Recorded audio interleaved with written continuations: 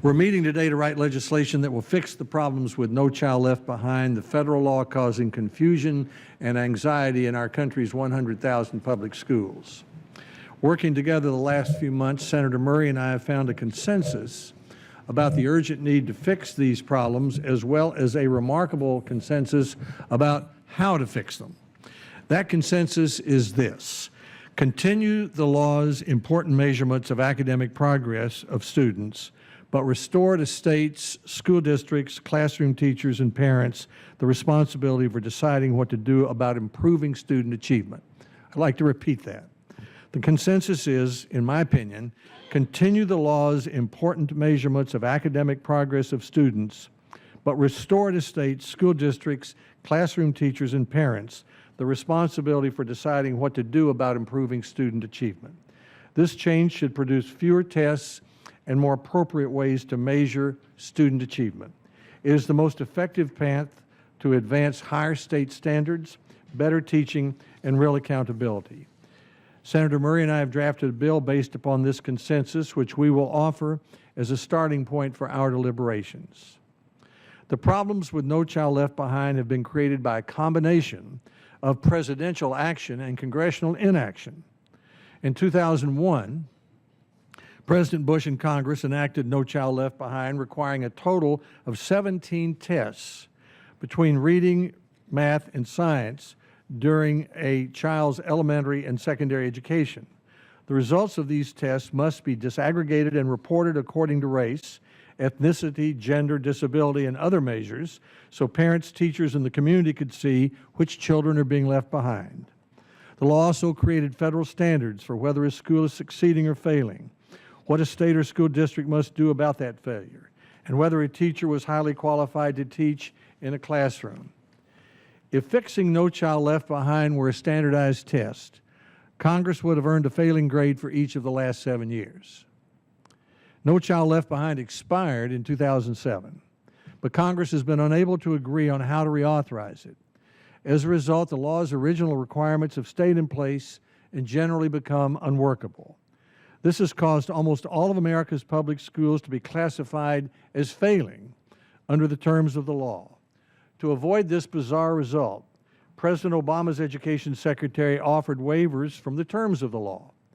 But the Secretary required each of the 42 states currently operating under the waivers to adopt certain academic standards, take prescribed steps to help failing schools, and to evaluate teachers in a defined way.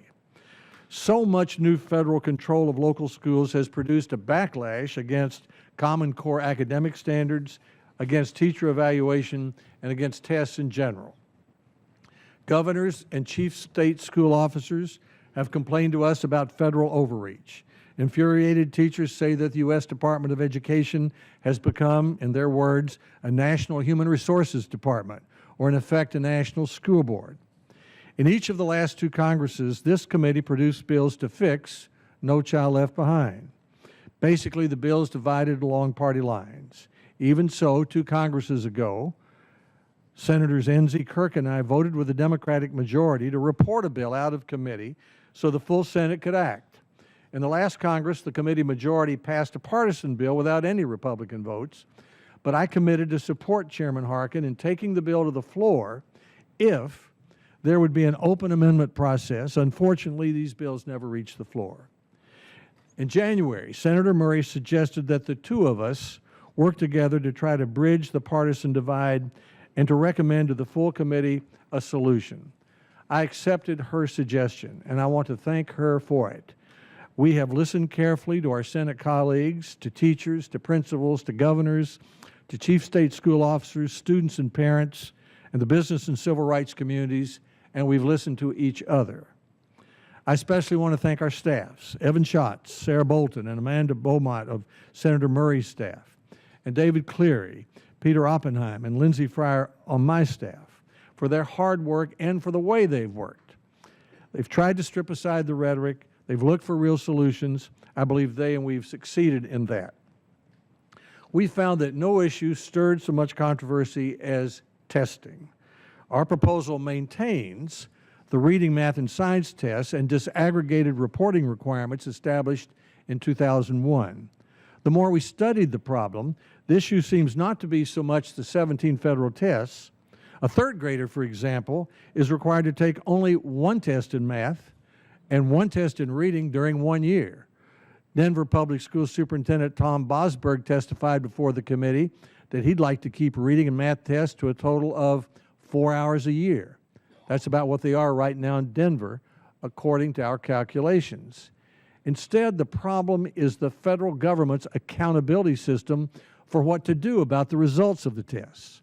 This federal accountability system has greatly contributed to the exploding number of state and local tests.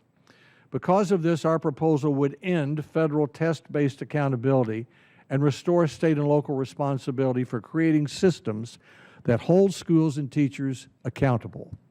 State accountability systems must meet limited federal guidelines, including challenging academic standards for all students, but the federal government is prohibited from determining or approving state standards or even incentivizing states into adopting specific standards. In other words, whether a state adopts Common Core is entirely the state's decision. This transfer of responsibility is why I believe our proposal will result in fewer and more appropriate tests. Our proposal allows but does not require states to develop and implement teacher evaluation systems that link student achievement to teacher performance. States will be allowed to use federal funds to implement evaluations as they see fit. States will determine their lowest performing schools and receive federal funds to assist those schools, but the federal government will not mandate specific steps to fix those schools. Senator Murray and Senator Isaacson will propose, and I will support, an amendment for competitive planning grants to help states expand quality early childhood education by addressing the fragmentation of current early childhood federal, state, local, public, and private programs. In conclusion, I have this request for members of the committee. Please exercise restraint and help us get a result. If senators were students in a classroom, none of us would expect to receive a passing grade for unfinished work. 7 years is long enough to consider fixing No Child Left Behind. The members of this committee are thoroughly familiar with the issues. 20 of our 22 members were on the committee during the last Congress when we considered and reported a bill. 16 of our members were here in the previous Congress. Over the last 6 years and 3 months, we've had 27 hearings on elementary and secondary education. Knowing this, Senator Murray and I have exercised restraint. Neither of us has insisted on putting into our base bill every proposal about which we feel strongly, although we will offer some of these proposals as amendments when we reach the Senate floor. We know that to get a result, we have to achieve consensus, which means more than 60 votes. We also know that in conference we'll need to agree with the House of Representatives, which is of one political party, and then with the President, who is of another political party. During our committee discussions, any germane amendments will be in order to the bipartisan agreement Senator Murray and I will offer. Any amendment related to K-12 education will be in order on the Senate floor. Nevertheless, I would ask each member of this committee to exercise restraint in search of a result. If we can agree on most things, let's put aside the other things until another debate and another day. And I would ask one other thing. In offering your amendments, I would ask that you please keep in mind the advice we received earlier this year from Carol Burris, New York's 2013 High School Principal of the Year. She wrote us after we put our proposal online, and this is what she said. I ask that your committee remember that the American public school system was built on the belief that local communities cherish their children and have the right and responsibility within sensible limits to determine how they're schooled. While the federal government has a very special role in ensuring that our students do not experience discrimination based on who they are or what their disability might be, Congress is not a national school board.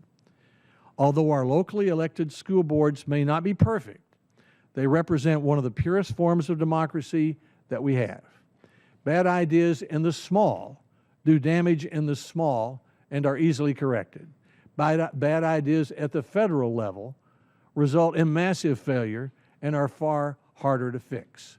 That's advice from New York's Principal of the Year. In other words, our well-intended guidance from Washington is usually not as effective as a decision made in the home, the classroom, the community, by those closest to the children.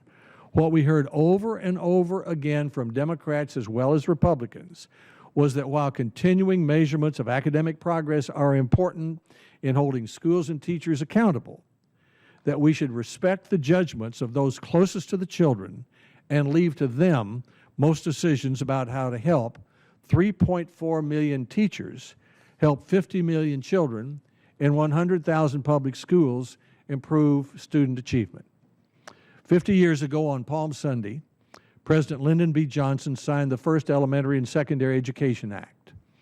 A good way to celebrate that anniversary is to fix the problems with the most recent version of the Act so that all of our children can have the best possible opportunity to learn what they need to know and be able to do in an increasingly complex world. Senator